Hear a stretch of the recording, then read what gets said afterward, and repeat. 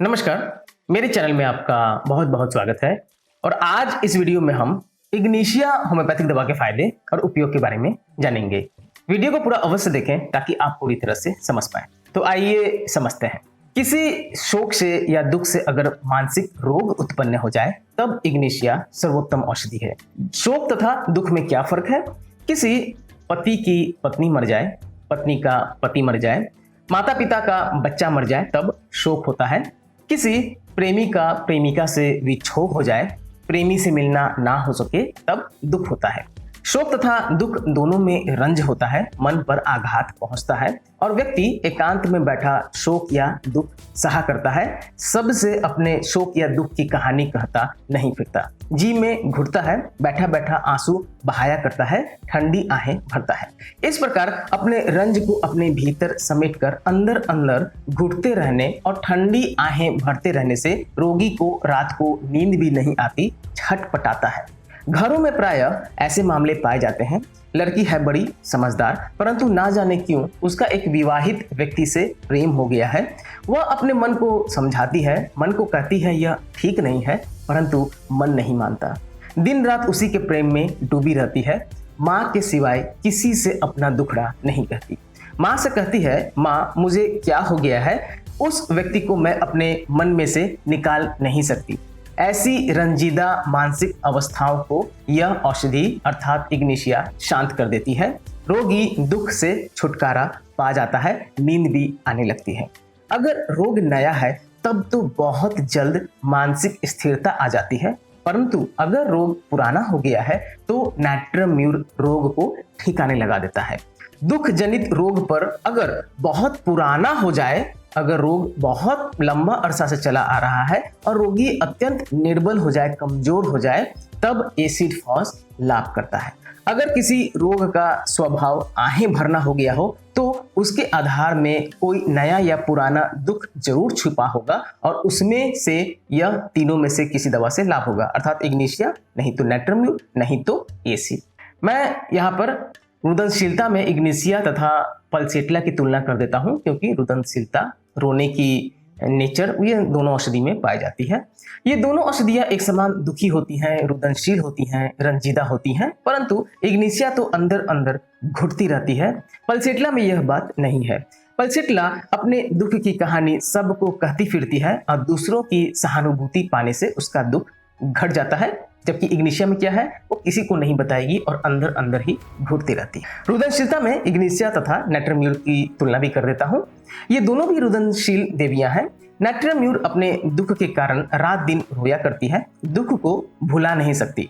स्वाभाविक तौर पर लोग उसे दुखी देखकर उसके साथ सहानुभूति प्रकट करने लगते हैं, परंतु इस सहानुभूति को वह बर्दाश्त नहीं कर सकती। वह सहानुभूति पाकर क्रुद्ध अर्थात गुस्सा हो उठती है।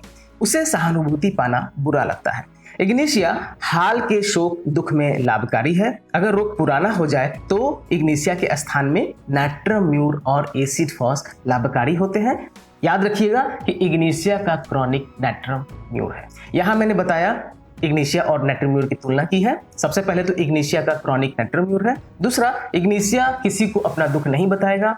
नैट्रम्यूर अगर दुखी है, अगर सहानुभूति प्रकट करेंगे तो वह और ज्यादा गुस्सा हो जाता है। यही अंतर है इग्निशिया और नैट्रम्यूर। आगे बढ़ते हैं। लक्षणों के आधार पर यह देखा गया है कि स्नायु प्रधान नर्वस पुरुषों के लिए नक्सवोमिका तथा स्नायु प्रधान स्त्रियों के लिए इग्निशिया उपयुक्त है, परंतु इन दोनों के मानसिक लक्षण एक दूसरे से भिन्न हैं। नक्सवोमिका तेज मिजाज का है, बड़ा सावधान और ईर्ष्यालु प्रकृति का है, जो शीला है। उसे रुष्ट करना बहुत सहज है और रुष्ट होते ही वह फौरन जवाब देता है, देर नहीं लगाता, बड़ा बुद्धिमान होता है। इग्निशिया भी बुद्धि में कम नहीं होती, बड़ी नाजुक मिजाज होती है, परंतु नक्सवोमिका से अधिक सहनशील होती है।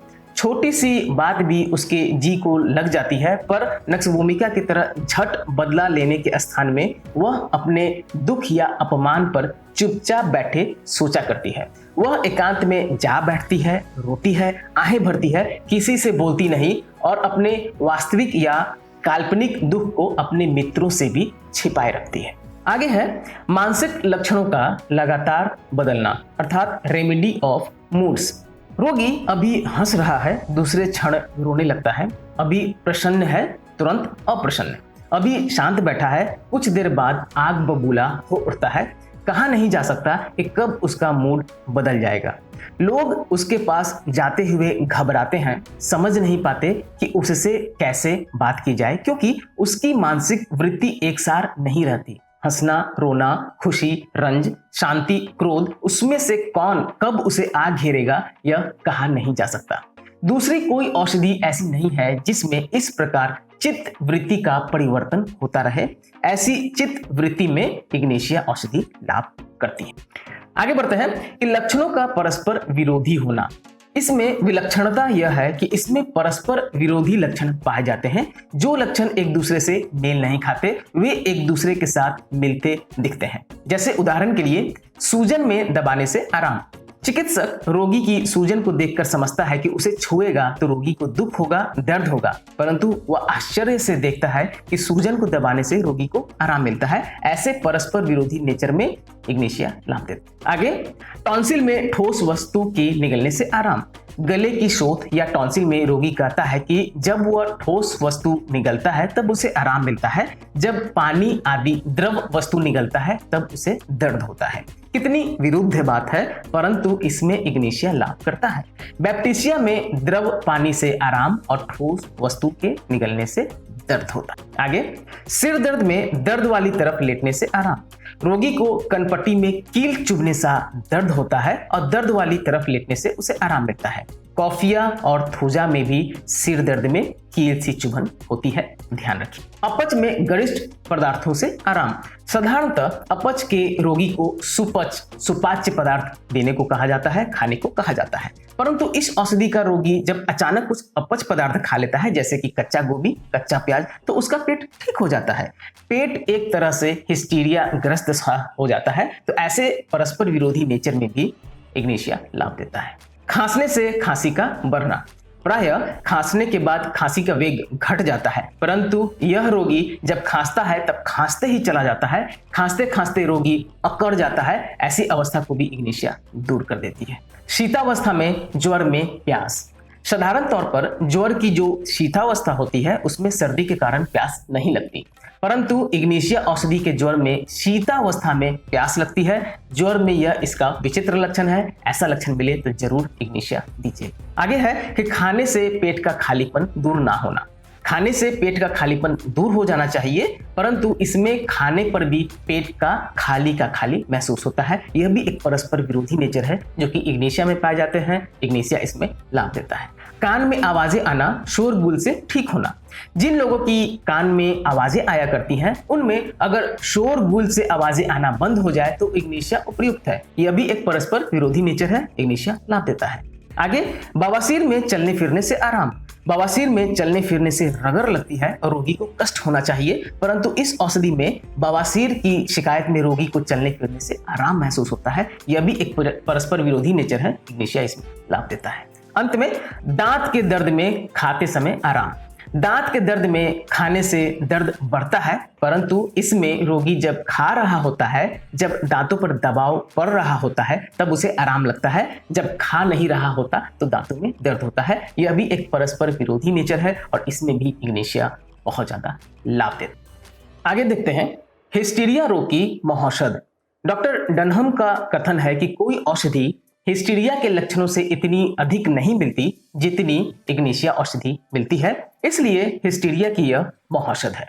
डॉक्टर कैंट का कथन है कि हर हिस्टीरिया रोग को यह दूर नहीं करती, परंतु ऐसी रोगिणी को यह ठीक कर देती है जो अत्यंत बुद्धिमती हो, कोमल तथा मृदु स्वभाव की हो, नाजुक हो, परंतु अत्यंत भावुक हो। किन्हीं कारणों से अत्यंत उत्तेजित हो जाने से ऐसा व्यवहार करती हो जिसे वे स्वयं न समझ सके।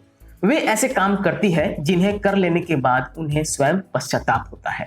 जो शुद्ध हिस्टीरिया की रोगिणी होती है वे तो अंड शंड काम करके पछताने के स्थान पर खुश होती रहती है, हंसते रहती है।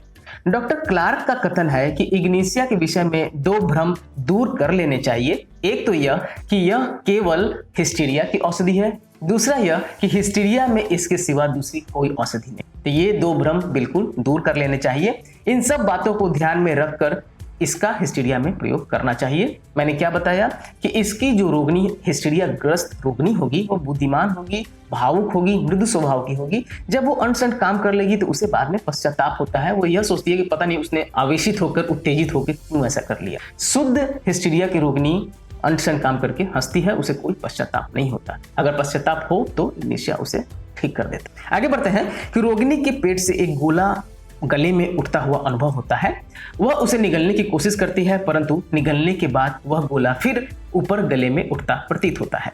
रोगिणी को यह गोला बहुत परेशान करता है। प्रायः यह गोला तब उठा करता है जब रोगिणी को किसी प्रकार का दुख होता है, पेट में अफारा और सांस लेने में कष्ट होने के साथ। अगर यह गोला उठे तो ऐसा फेटिडा औषधि है। अगर तेज सिरदर्द या मूर्छा के साथ यह गोला उठे तो वैलेरियाना औषधि है। अगर किसी दुख को अंदर ही अंदर दबा लेने के बाद ऐसा गोला उठे तब इग्निशिया औषधि है। मैंने 3 दवाओं के बीच अंतर भी बता दी। आगे बढ़ते हैं। ऐंठन अकरण कन्वल्सन्स में यह लाभकारी है। मानसिक कारणों से ऐंठन पड़ जाने पर, डर से शरीर ऐंठ जाने पर इग्निशिया से लाभ होता है। बच्चों को मार पीट कर सुला देने पर, उन्हें डरा देने पर ऐसे ऐंठन पड़ जाया करते हैं। किसी भी प्रबल उद्वेग से ऐसी हालत हो जाती है। इन सब मानसिक तथा उद्वेग के कारणों से ऐंठन हो तो इग्निशिया से लाभ होता है। आगे, सिर में कील धंस रहा हो, दर्द उठना या फिर दर्द वाली तरफ लेटने से आराम। सिर दर्द के इस लक्षण पर हम पहले भी कह आए हैं। कनपट्टी में ऐसा दर्द होता है मानो वहां कील घुस रहा है। यह लक्षण कॉफिया और थूजा में भी पाया जाता है। इग्निशिया के रोगी को सिर दर्द में दर्द वाली स्थान पे लेटने के, दर्द वाली की तरफ लेटने से आराम है। ऐसे लक्षण में इग्निशिया लाभकारी। खाने पर भी पेट खाली महसूस होना, खाने से हर एक का पेट भर जाना महसूस होता है। इग्निशिया के रोगी को पेट खाली महसूस हुआ करता है और खाने के बाद भी खालीपन का अनुभव बना रहता है, दूर नहीं होता। ऐसे लक्षण में इग्निशिया लाभकारी। अंतिम लक्षण बता रहा हूं कि ज्वर में शीत अवस्था में प्यास लगना, जिसका जिक्र मैं पहले भी कर आया हूं कि ज्वर में इसका विचित्र लक्षण यह है कि रोगी को शीतावस्था में प्यास लगती है, उत्ताप की अवस्था में नहीं लगती। प्रायः मलेरिया में ऐसे लक्षण दिखाई देते हैं कि शीतावस्था में प्यास लग रही है तो तुरंत इग्निशिया दीजिए, उससे उसका सारा रोग ठीक हो जाए। इग्निशिया औषधि के अन्य लक्षण समझ लेते हैं। कांच निकलना, तो इग्निशिया औषधि में भी नक्सभूमिका की तरह बार बार टट्टी जाने की हाजत होती है, पर हर बार मल पूरा नहीं निकलता।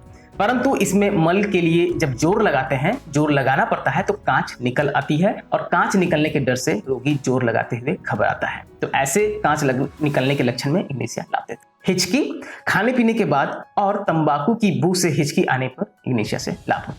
अंतिम में शक्ति तथा प्रकृति की बात कर लेते हैं। 30 शक्ति 200 शक्ति बिल्कुल इग्निशिया को लिया जा सकता है, यह पोटेंसी उपयुक्त है। हनीमैन का कथन है कि इसे प्रातःकाल नहीं देना चाहिए, सोने से पहले दें ताकि रोगी बेचैन हो जाता है। बहुत लोग नींद के लिए इग्निशिया देते हैं, शाम में मत दें। शाम में देने से बेचैनी बढ़ जाएगी और नींद आने की समस्या पैदा हो जाएगी, मानसिक उत्तेजना बढ़ जाती है। तो इसे जब दें प्रातः काल दें। अगर एक्यूट केस है 30 पोटेंसी बिल्कुल इस्तेमाल कर सकते हैं, दिन में 3 बार या 2 बार। 200 में हफ्ते में 1 बार या दिन में 1 बार शुरुआत में इस्तेमाल करें, बाद में हफ्ते में 1 बार करते हैं। आपको जैसा लक्षण मैंने बताया है वो समस्त लक्षण पूरी तरह से ठीक हो जाए। आशा है आपको यह वीडियो पसंद आई होगी। हमसे जुड़े रहने के लिए चैनल को सब्सक्राइब अवश्य करें और वीडियो को शेयर करना ना भूलें ताकि दूसरे भी इससे लाभ प्राप्त कर सकें।